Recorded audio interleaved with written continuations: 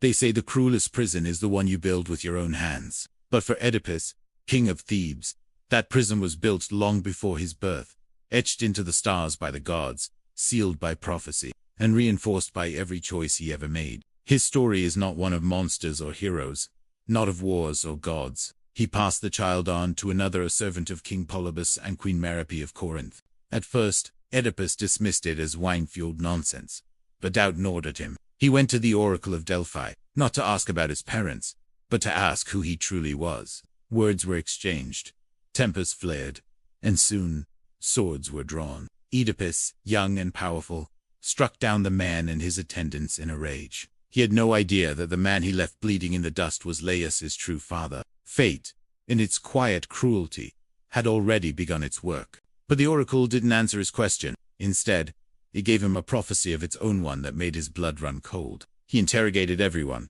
demanded answers, followed every thread. Each step led him closer to the truth and closer to madness. Half lion, half woman, she posed a riddle to all who passed.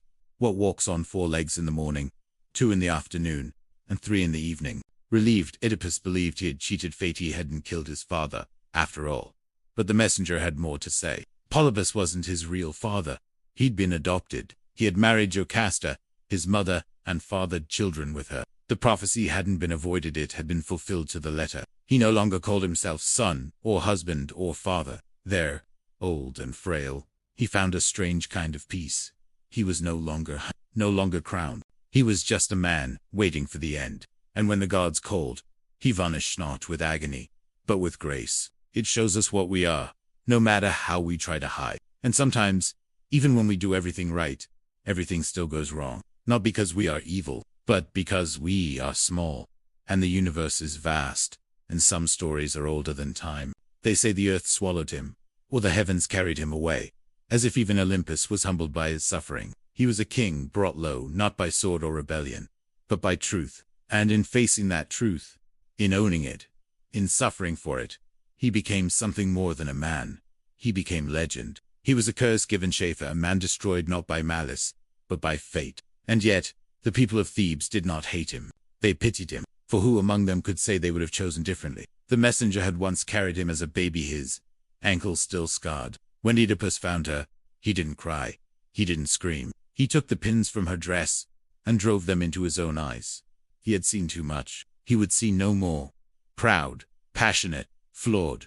He tried to outwit the future. He ran from what he feared. He believed in justice, even when justice turned against him. And though his choices sealed his doom, they were choices made with honor, with courage, with love. None had answered correctly. All had died. But Oedipus, confident and clever, answered without fear. Man.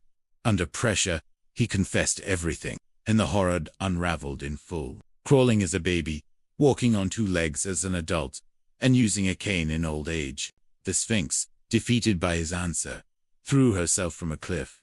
Thebes was saved. Oedipus was hailed as a hero. He would kill his father and marry his mother. They married. He became king. He ruled wisely, loved deeply, and had 4 children. The prophecy seemed like a distant nightmare.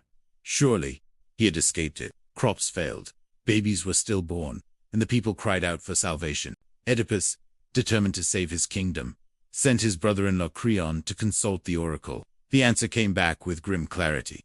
The murderer of King Laius still walked free, unpunished. The land would suffer until justice was served. The couple, childless and yearning, adopted the boy and named him Oedipus, meaning a cruel reminder of the injury he bore since birth. He thought he could outsmart fate by putting distance between himself and those he loved. But every step he took away from Corinth was a step closer to the truth he feared most. He grew up in Corinth, strong, intelligent, loved by the people, unaware that his blood did not match the crown he wore. But Tiresias, wary and bitter, warned him. You are the pollution of this land. Oedipus raged. He accused the prophet of lies, of betrayal. He accused Creon of conspiracy. He would believe anything but the truth. But of fate, the invisible thread that binds all men, no matter how wise or strong, to a destiny they cannot undo. It begins with a king and queen, Laius and Jocasta, of Thebes, celebrating the birth of their newborn son. But their joy was short. An oracle delivered a prophecy so horrifying, it turned their hearts cold.